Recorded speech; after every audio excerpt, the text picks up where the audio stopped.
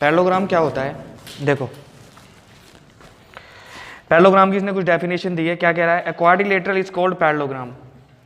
कोई भी पैरेललोग्राम होने के लिए पहले तो क्या होना चाहिए? क्वाड्रिलेटरल होना चाहिए। क्वाड्रिलेटरल यानी कि एक चौकोर डब्बा होना चाहिए, ठीक है। If both pairs of opposite side, उसकी जो अपोजिट साइड्स आर पैरेलल, उसकी अपोजिट साइड पैरेलल होनी चाहिए।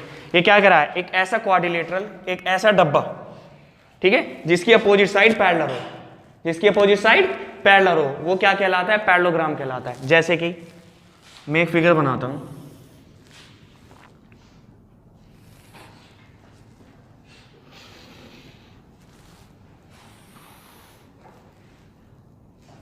ये वाली साइड पैरेलल है इस साइड के, और ये वाली साइड पैरेलल है इस साइड के।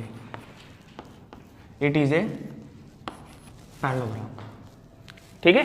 कोई भी चौकोर डब्बा जिसकी अपोजिट साइड पैरेलल हो, दोनों अपोजिट साइड, ऐसा नहीं कोई एक, ये अपोजिट है दोनों पैरेलल है, ये अपोजिट है दोनों पैरेलल है। पैरेलल का मतलब तो पता होगा सभी को, ऐसी लाइन जिनके बीच का डिस्टेंस इक्वल होता है, ठीक है।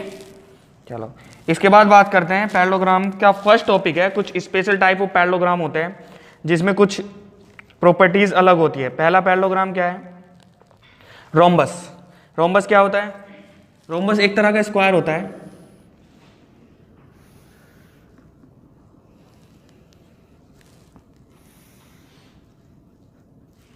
ठीक है। इसकी सभी साइड इक्वल होती है, सभी साइड इक्वल होती है, और ये पैरेलल है इसके और ये पैरेलल है इसके, तो ये क्या हो गया हमारा? रोम्बस, ठीक है। इसके बाद बात करते हैं रेक्टेंगल की। रेक्टेंगल आपने सभी ने पढ़ा है, क्या होता है?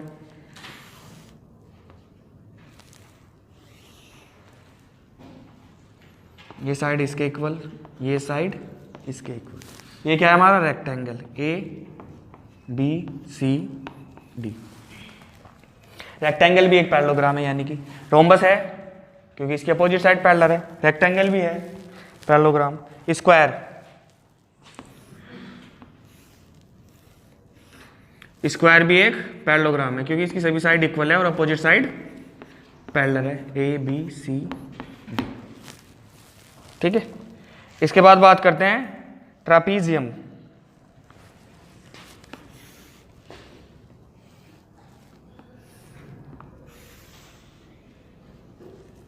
ए बी सी डी, ये पैरेलल है इसके और ये पैरेलल नहीं है इसके। क्या है? पैरेललोग्राम है? नहीं, ट्रेपीजियम पैरेललोग्राम नहीं होता है। इसके बाद बात करते हैं आइसोसेलेस ट्रेपीजियम। एक तो ट्रेपीजियम होता है और एक आइसोसेलेस ट्रेपीजियम होता है। डिफरेंस क्या है दोनों में? ट्रेपीजियम तो ये भी है, ट्रेपीजियम होने के लिए क्या होना चाहिए? अपोजिट साइड पैरेलल होनी चाहिए, one pair of opposite side, बस, ठीक है। बट आइसोसेलेस ट्रेपीजियम होने के लिए क्या होना चाहिए? One pair of opposite side parallel होनी चाहिए, यानी ये तो पैरेलल होनी चाहिए और ये दोनों इक्वल होनी चाहिए। आई बात समझ में? ये पैरेलल है और ये इक्वल है, तो हो गया आइसोसेलेस ट्रेपीजियम।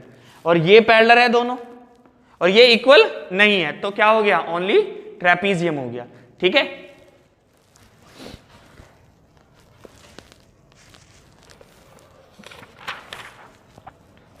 इसके बाद बात करते हैं हम नेक्स्ट फिगर है। नेक्स्ट फिगर है हमारी काइट।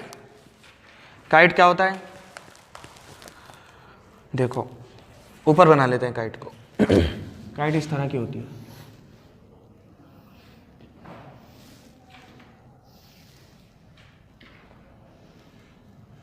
ठीक है। इसकी ये वाली साइड इक्वल होती है इस साइड के, ये साइड इक्वल होती है इस साइड की। क्या ये पैरेललोग्राम है? इसकी कोई साइड पैरेलल है? नहीं है। ये पैरेलल नहीं है इसके, ये पैरेलल नहीं है इसके, ठीक है। तो काइट भी एक पैरेललोग्राम नहीं होता। काइट भी पैरेललोग्राम नहीं है, ट्रेपीजियम भी पैरेललोग्राम नहीं है। पैरेललोग्राम क्या क्या है? रोम्बस पैरेललोग्राम है, स्क्वायर पैरेललोग्राम है और रेक्टेंगल पैरेललोग्राम है, ठीक है। अब बात करते हैं प्रॉपर्टी ऑफ पैरेललोग्राम। देखो अब ध्यान से देखना भाई, इधर लिख देता हूं मैं पैरेललोग्राम। पैरेललोग्राम की प्रॉपर्टी क्या है? इसमें कहा गया है the opposite sides are equal. जितने भी पैरेललोग्राम होते हैं उनकी अपोजिट साइड क्या होती है? इक्वल होती है। क्या होती है फर्स्ट प्रॉपर्टी, क्या है? अपोजिट साइड्स इक्वल होती है, पहली चीज। दूसरा,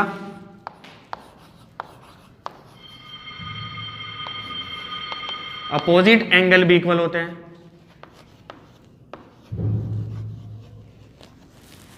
ठीक है, क्या है इसका मतलब? ये इक्वल इसके, ये इक्वल इसके, अपोजिट साइड इक्वल का मतलब ये इसमें भी ये इक्वल इसके, ये इक्वल इसके, इसमें भी ये इक्वल इसके, ये इक्वल इसके। ठीक है, और क्या होता है पैरेललोग्राम में? ए इक्वल है सी के, बी इक्वल है डी के। ए इक्वल है सी के, बी इक्वल है डी के। ए इक्वल है सी के, बी इक्वल है डी के। यहां पर नहीं होगा क्योंकि ये पैरेललोग्राम नहीं है। जहां जहां पैरेललोग्राम होगा क्या क्या होगा? अपोजिट साइड इक्वल होगी, अपोजिट एंगल इक्वल होंगे। थर्ड थिंग होती है डायगोनल।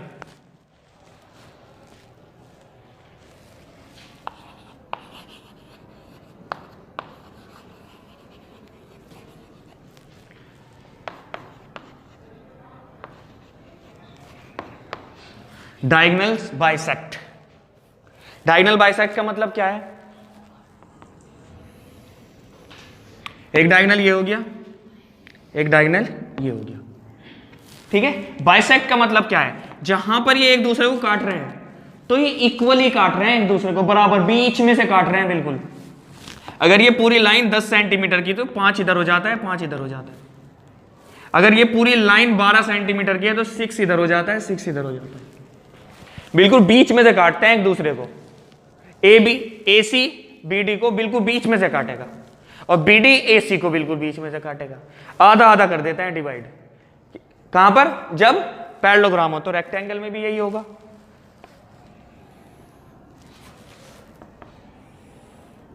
ये इक्वल इसके और ये वाली साइड इक्वल इस वाली साइड, क्योंकि बिल्कुल बीच में से काट रहा है। स्क्वायर में भी ऐसा ही होगा, ये इक्वल इसके और ये इक्वल इसके। ठीक है, रोम्बस में भी ऐसा ही होगा, ये इक्वल इसके और ये इक्वल इसके। ठीक है, ये सब पैरेललोग्राम थे, सब में ऐसा ही होगा। ये प्रॉपर्टी जो है हमारी, ये पैरेललोग्राम की है। ठीक है, अब कुछ स्पेशल प्रॉपर्टी होती है जो इनकी अपनी होती है खुद की। पैरेललोग्राम की प्रॉपर्टी तो इनमें सब में लगेगी क्योंकि ये पैरेललोग्राम है। अब इनकी अपनी भी प्रॉपर्टी होती है। कौन कौन सी? एंगल, डायगोनल और 90 डिग्री। लिख लेते हैं, एंगल, डायगोनल और 90 डिग्री। ठीक है, पहला क्या है हमारा? रेक्टेंगल, दूसरा क्या है? स्क्वायर, और तीसरा क्या है? रोम्बस। ठीक है, ध्यान से देखना भाई। अब एंगल की अगर हम बात करें तो स्क्वायर के और रेक्टेंगल के ऑल एंगल इक्वल होते हैं। इसके सारे एंगल इक्वल होते हैं, इसके सारे एंगल इक्वल होते हैं, इसके नहीं होते हैं। रोम्बस के सारे एंगल इक्वल नहीं होते हैं। अब बात करें डायगोनल की। ठीक है, रेक्टेंगल के डायगोनल इक्वल होते हैं, स्क्वायर के डायगोनल इक्वल होते हैं, रोम्बस के डायगोनल इक्वल नहीं होते हैं। ठीक है, आई बात समझ में? तीसरी चीज, रेक्टेंगल के जो डायगोनल है वो 90 डिग्री का एंगल नहीं बनाते। ठीक है, रोम्बस स्क्वायर के डायगोनल बनाते हैं 90 डिग्री का, और रोम्बस के डायगोनल भी बनाते हैं। आई बात समझ में? इनमें क्या है? सब में दो दो प्रॉपर्टी है। सॉरी, एक चीज गड़बड़ कर दी हमने। रोम्बस के डायगोनल इक्वल नहीं होते बट 90 डिग्री पे बाइसेक्ट करते हैं। रोम्बस के सारे एंगल, हाँ ठीक है। आई बात समझ में? तो हमने क्या पढ़ा? रेक्टेंगल के जो एंगल होते हैं इक्वल होते हैं सारे, स्क्वायर के भी एंगल सारे इक्वल होते हैं, रोम्बस के सारे एंगल इक्वल नहीं होते हैं। रेक्टेंगल के डायगोनल इक्वल होते हैं, स्क्वायर के भी डायगोनल इक्वल होते हैं, रोम्बस के डायगोनल इक्वल नहीं होते। रेक्टेंगल के डायगोनल 90 डिग्री पे बाइसेक्ट नहीं करते हैं, स्क्वायर के करते हैं, रोम्बस के करते हैं।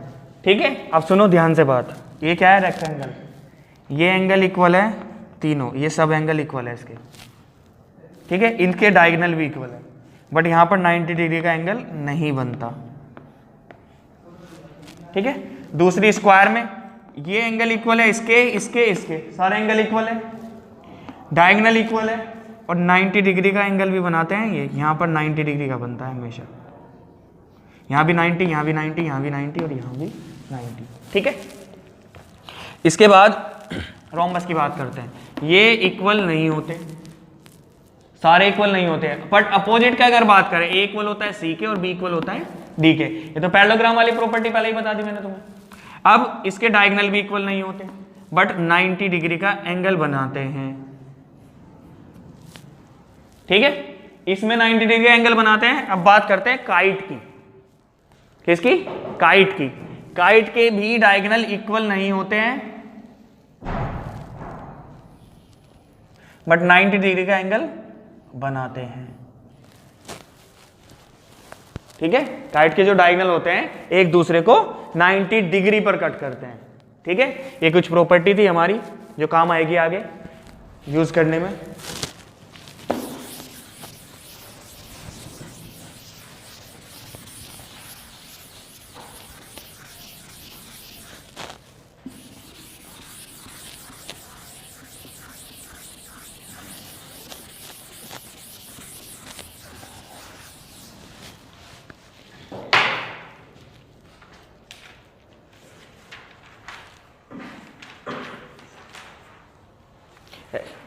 पेज नंबर 190 पे इनकी सबकी प्रॉपर्टी लिखी हुई है, ठीक है, समरी स्टार्टिंग में ही, वहां से देख लेना, यही चीजें हैं सब कुछ।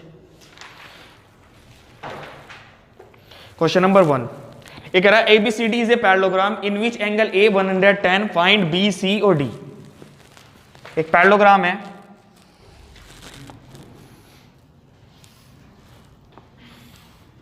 ठीक है, A, B, C और D, ठीक है। इसमें क्या कहा है, इसमें बोला है angle A 110, find B, C और D, ठीक है। देखो अब क्या कैसे होगा ये, उसने कहा है ABCD एक पैरेललोग्राम है, बस पैरेललोग्राम कहा है और कुछ नहीं बताया। अब जब पैरेललोग्राम है तो इसमें तीन प्रॉपर्टी होगी, कौन सी, इसकी अपोजिट साइड इक्वल होगी, ये इक्वल होगी इसके और ये इक्वल होगी इसके, ठीक है। दूसरी प्रॉपर्टी क्या होगी, एंगल A इक्वल होगा एंगल C के, एंगल B इक्वल होगा एंगल D के, दूसरी प्रॉपर्टी। तीसरी प्रॉपर्टी क्या होगी, AC इक्वल होगा BD के। पैरेललोग्राम में तीन प्रॉपर्टी लगती ही लगती है, ठीक है। करें, चलो, यानी इसका मतलब ये है एंगल B और एंगल D इक्वल है ना, तो दोनों को मैं x मान लेता हूं, तो दोनों इक्वल है ना। ये 110 है तो ये भी कितना हुआ 110, इक्वल है C के, बट लिखेंगे कैसे, लिखेंगे angle A equal angle C equal 110, यहां लिखेंगे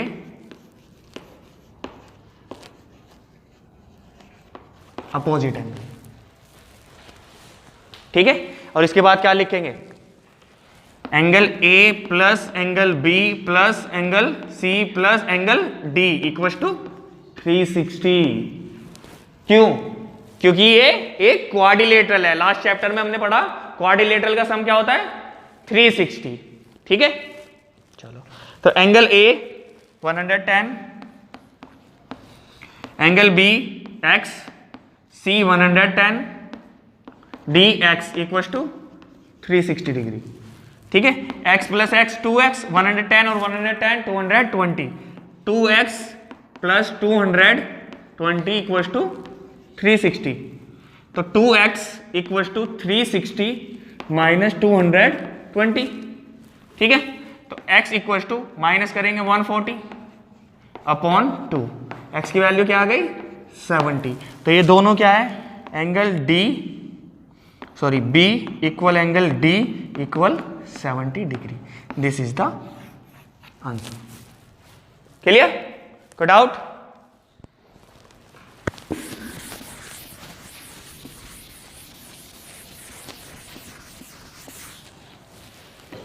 इसके बाद देखो, इसने कहा है two adjacent angle of a parallelogram are equal, what is the measure of each angle of these angles.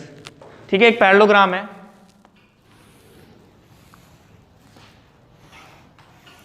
ऐसा ही है, ए बी सी डी। मैंने एडजेसेंट एंगल बताए थे आपको, बताया था ना, एंगल ए के एडजेसेंट कौन सा है, एंगल बी। इसने कहा है टू एडजेसेंट एंगल इक्वल है, क्या है, इक्वल है। कोई भी पेड़ ले सकते हैं एडजेसेंट एंगल का, ए बी ले लो, बी सी ले लो, सी डी ले लो या डी ए ले लो। हमने ए बी ले लिया, उसने कहा है एडजेसेंट एंगल उसके इक्वल है, तो हम क्या करेंगे, यानी कि इसका मतलब ये कह रहा है ये ए इक्वल है बी के, तो दोनों को क्या मानूं, एक्स। ठीक है, चलो इसके बाद ए इक्वल है सी के, ये भी हमें पता है, तो ये भी एक्स हो गया, और बी इक्वल है डी के, तो ये भी एक्स हो गया। ये सारे क्या हो गए, एक्स हो गए। क्यों हो गए, एंगल ए इक्वल है एंगल बी के, क्या है ये प्रॉपर्टी, गिवन है हमें, ठीक है, इक्वल टू हमने मान लिया एक्स। ठीक है, इसके बाद एंगल ए इक्वल है एंगल सी के, क्यों, क्योंकि अपोजिट एंगल है।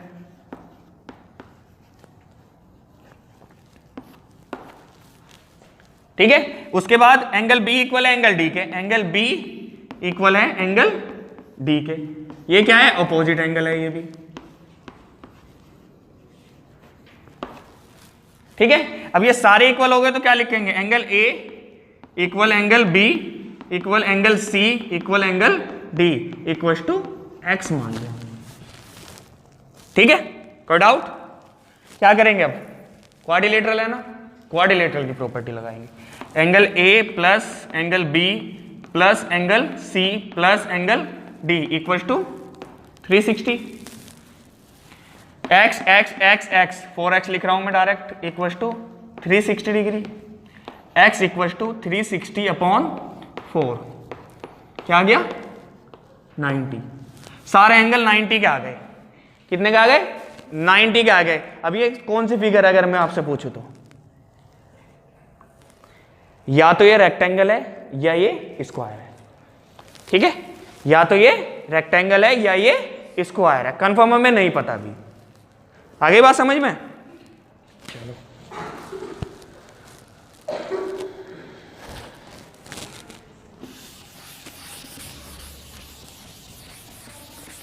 फिर से ऐसा ही क्वेश्चन है, बिल्कुल सेम क्वेश्चन है, बट इसमें क्या कहा, इसमें रेशो कहा, two adjacent angle of a parallelogram are in ratio 4:5। तो एडजेसेंट कौन से हैं, ए और बी, तो लिखेंगे angle A ratio angle B equal to 4:5। ठीक है, इसके बाद लिखेंगे angle A equal 4x angle B equal 5x। आ गए दोनों। अब हमें पता है एंगल ए के इक्वल कौन सा है, एंगल ए के इक्वल है एंगल सी, क्यों, अपोजिट एंगल।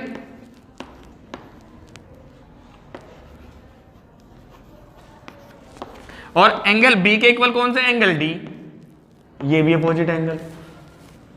ठीक है, अब हमें चारों एंगल पता चल गए, ए और सी कितना है 4x, बी और डी कितना है 5x, ये आपको खुद करना है आगे। ठीक है,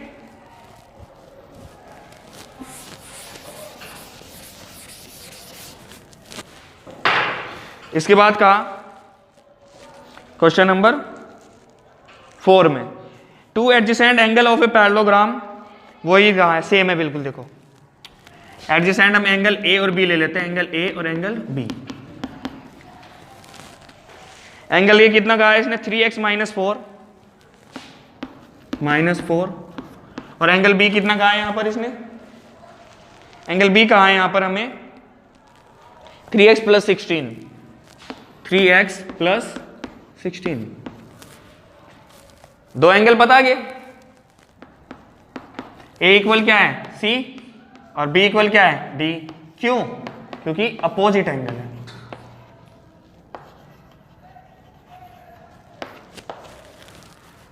ठीक है, अब क्या करना है, इनका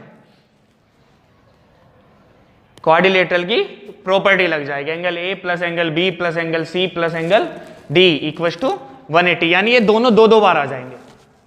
ठीक है, चलो मैं करा देता हूँ, angle A plus angle B plus angle C plus angle D equals to 360।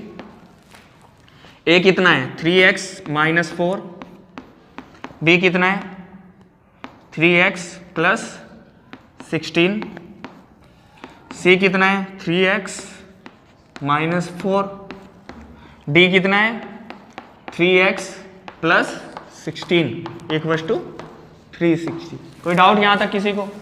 देखो 3x प्लस के, ये भी प्लस के, ये भी प्लस के, ये भी प्लस के, 3 4 जा 12, यहाँ लिख लेते हैं 12x। देखो 16 और 16 32, माइनस 4 और माइनस 4 माइनस 8, 32 माइनस 8 24, तो plus 24 equals to 360।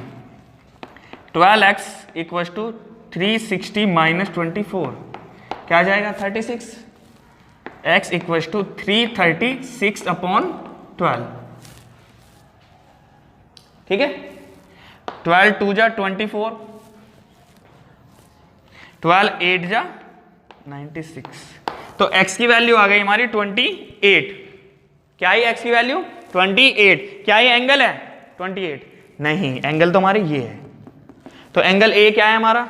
Angle a equal है एंगल c इक्वल क्या है 3x माइनस 4। तो इसको सॉल्व करेंगे 3 मल्टीप्लाई 28 माइनस 4। ठीक है, क्या आ जाएगा 94, 28 3 जा 84, सॉरी क्या आ जाएगा 84, 84 माइनस 4 80। ठीक है, तो कौन कौन सा, ये भी 80 हो गया और ये भी 80 हो गया। ठीक है, क्लियर। अब दूसरे की बात कर लेते हैं, angle B equal angle D क्या है 3x प्लस 16, क्या है 3 इंटू 28 प्लस 16, 38 इंटू 24 क्या हो जाएगा 84, 84 प्लस 16 तो क्या आ जाएगा 100 डिग्री। एक 80 आ गया, एक 100 आ गया। क्लियर। चलो एक प्रॉपर्टी और बताता हूं आपको, अपनी नहीं, इसके अपोजिट एंगल इक्वल होते हैं पैरेललोग्राम के। ठीक है, एडजेसेंट एंगल का सम हमेशा 180 होता है। Angle A plus angle B हमेशा 180 होगा, angle B plus angle C हमेशा 180 होगा, एंगल सी प्लस डी 180 होगा, डी प्लस ए 180 होगा, ए इक्वल्स टू सी होगा, बी इक्वल्स टू डी होगा, A plus B plus C plus D क्या होगा 360। दोबारा बताऊं, ए इक्वल होगा सी के, बी इक्वल होगा डी के। क्यों? क्योंकि ये अपोजिट एंगल है। ठीक है, दूसरा ए प्लस बी होगा 180 क्योंकि ये एडजेसेंट है, बी प्लस सी क्या होगा 180, सी प्लस डी क्या होगा 180, डी प्लस ए क्या होगा 180। ठीक है, A plus B plus C plus D क्या होगा 360 क्योंकि वहां पे क्वाड्रिलेटरल की प्रॉपर्टी लग जाएगी। क्लियर है, कोई डाउट? ये था हमारा क्वेश्चन नंबर 4। इसने कहा है the sum of two opposite angle of a parallelogram is 130। दो अपोजिट एंगल का सम दिया है इसने, क्या बोला है? Two opposite angle, the sum of two opposite angle is 130। Easy है, देखो जहां पे अपोजिट की बात करें वहां ए सी ले लो और जहां पर एडजेसेंट की बात करें वहां पर ए बी ले लो।